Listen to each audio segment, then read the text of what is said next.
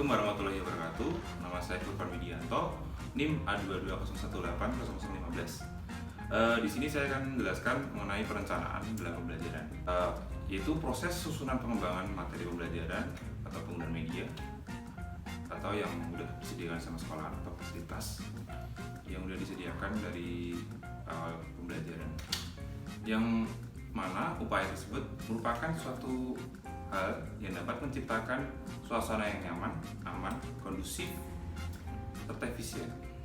Pentingnya perencanaan dan pengelolaan kelas merupakan sebuah bagian kegiatan antara guru dengan peserta didik untuk mencapai tujuan pendidikan dan pembelajaran di kelas agar situasi menjadi nyaman. Pengelolaan kelas menurut Ari Punto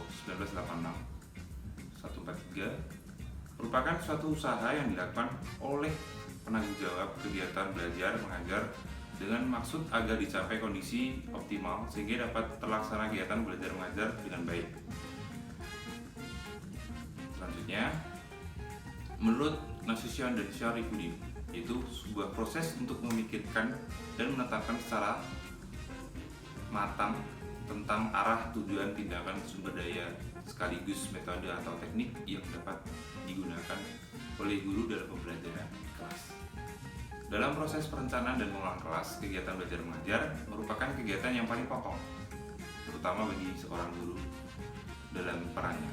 Itu selain hal untuk membentuk tanggung jawab mengenai keberhasilan atau tidaknya pencapaian tujuan pendidikan, itu guru memiliki kompetensi yang dimiliki untuk dikembangkan dalam mencapai tujuannya, seperti dalam UUD Republik Indonesia nomor 14 tahun 2005 tentang guru dan dosen menjelaskan bahwa pendidik yang profesional dengan tugas utama mendidik, mengajar, membimbing, mengarahkan, memotivasi dalam pendidikan formal, dasar, dan menengah. Selanjutnya, konsepsi dan instrumentasi perencanaan pembelajaran dan pengelolaan kelas, itu definisinya menurut Ari Punto dan Jamara, dapat dijelaskan mengenai suatu usaha yang dilakukan oleh penanggung jawab kegiatan belajar mengajar supaya kondisinya optimal serta memberdayakan potensi kelas yang seoptimal mungkin untuk mendukung proses interaksi edukatif mencapai tujuan pembelajaran. Menurut Sulistirini, manajemen kelas atau pengelolaan kelas yaitu proses upaya yang dilakukan oleh seorang guru secara sistematis atau tersusun untuk menciptakan dan mewujudkan kondisi kelas yang baik serta kondusif. Tujuan dari perencanaan dan pengelolaan kelas ialah mampu memberikan suatu fasilitas yang baik kepada peserta didik, mendorong keaktifan peserta didik, memotivasinya, memberikan suatu pemecahan masalah yang ada di kelas maupun di sekolah secara efisien dan efektif. Hal tersebut mampu membentuk atau mengetahui peserta didik dalam lingkungan sosial secara emosional, intelektual, dan karakteristik peserta didik.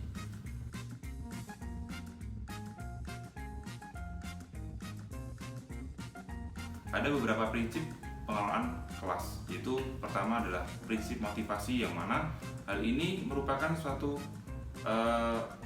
peran penting bagi guru atau pendidik untuk membentuk suatu karakteristik peserta didik agar baik, serta prinsip kesiapan atau membutuhkan kematangan dalam perkembangan peserta didik dalam psikis atau fisik.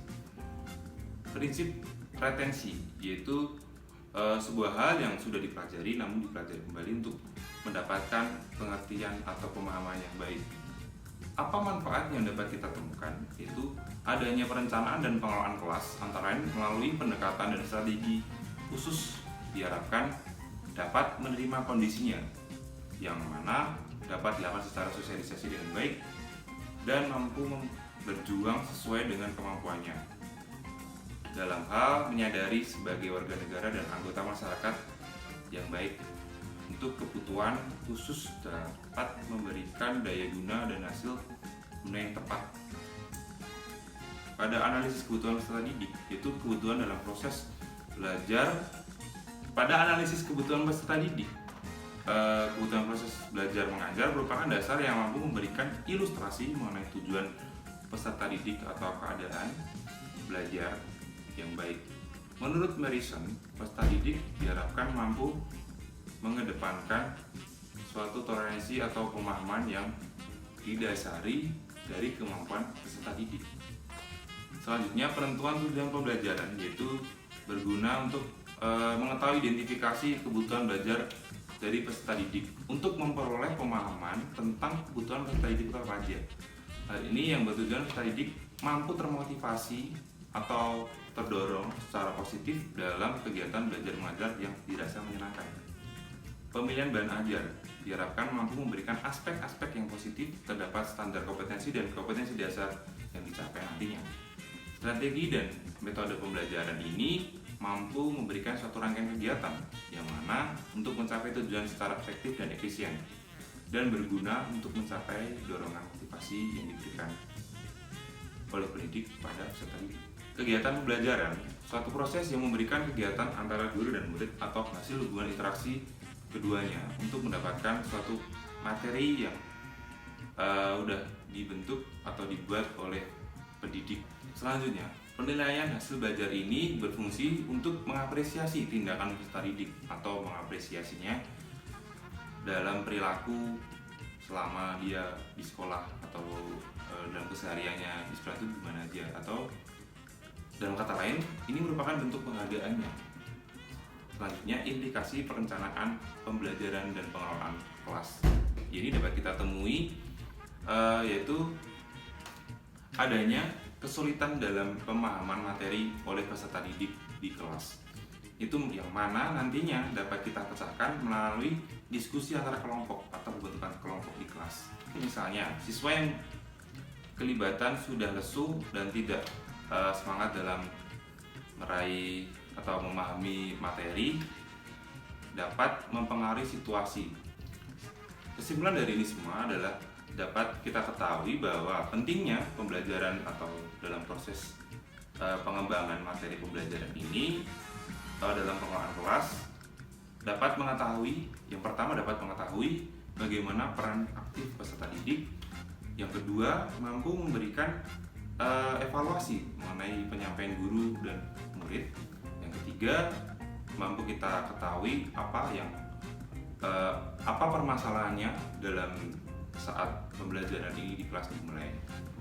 Sekian buat saya.